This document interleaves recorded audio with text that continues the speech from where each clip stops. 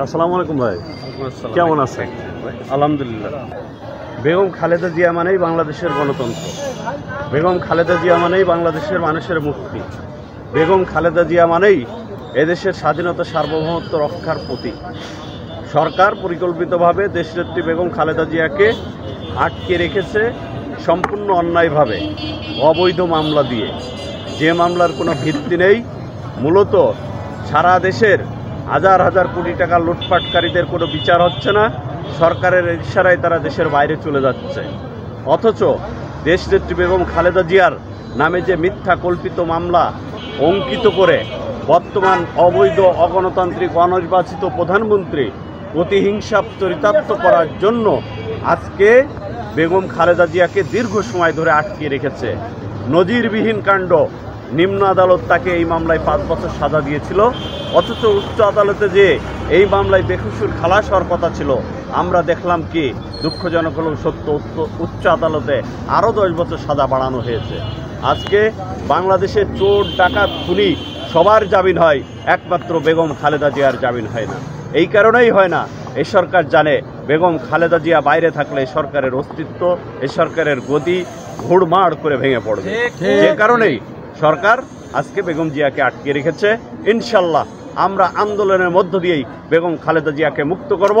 আন্দোলনের মধ্য দিয়েই আমরা এদেশের মানুষের গণতান্ত্রিক অধিকার ফিরিয়ে আনবো। আন্দোলনের মধ্য দিয়েই আমরা এদেশের মানুষের ভোটার অধিকার ফিরিয়ে আনবো। আন্দোলনের মধ্য দিয়েই আমাদের নেতা, প্রিয় নেতা জননেতা জনাব তারেক রহমানকে রাজার বেশে বাংলাদেশে ফেরত আনবো ইনশাল্লাহ। ধন্যবাদ। আমি বাংলাদেশ জাতীয়তাবাদী দল কালীগঞ্জ উপজেলা শাখার সিনিয়র যুগ্ম আহ্বায়ক এবং ছাত্র দলের সাবেক সভাপতি। তো ঠিক আছে ভাই, আপনি ভালো থাকবেন। Thank you. তো দেখতে পাচ্ছেন, এটা মূলত বেগম খালেদা জিয়ার মুক্তির দাবিতে আসলে যে প্রোগ্রামটা শেষ হয়েছে, ভাইজান আসলে কালীগঞ্জের ও সিনিয়র যুগ্ম আহ্বায়ক আসলে। তো ঠিক আছে ভাই, আপনারা সবাই ভালো থাকবেন। আসসালামু আলাইকুম। তো দেখতে পারলেন, এটা আসলে বিএনপি চেয়ারপারসন সাবেক প্রধানমন্ত্রী বেগম খালেদা জিয়ার নিঃশর্ত মুক্তির দাবিতে আসলে এই সমাবেশ।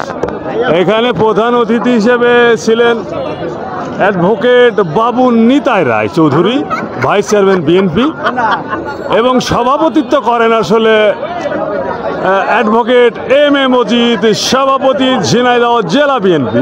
সঞ্চালকের দায়িত্বে আসলে ছিলেন মোহাম্মদ জাহিদুজ্জামান মোনা, সাধারণ সম্পাদক ঝিনাইদহ জেলা বিএনপি। কিছুক্ষণ হলো এই সমাবেশ আসলে শেষ হয়েছে।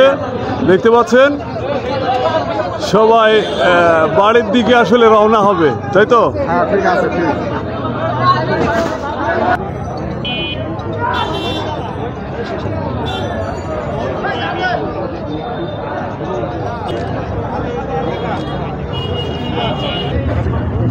দেখতে পাচ্ছেন প্রাণপ্রিয় আমার ঝিনাইদহবাসী, অ্যাডভোকেট নিতাই রায় চৌধুরী এবং পাশে আছে অ্যাডভোকেট এম.এ. মজিদ।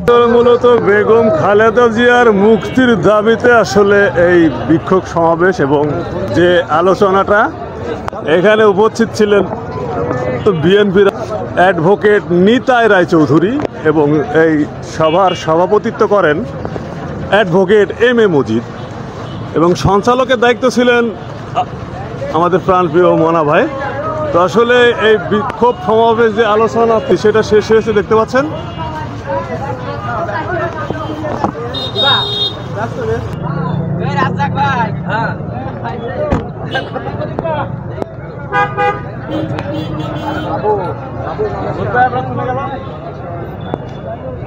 ঠিক আছে।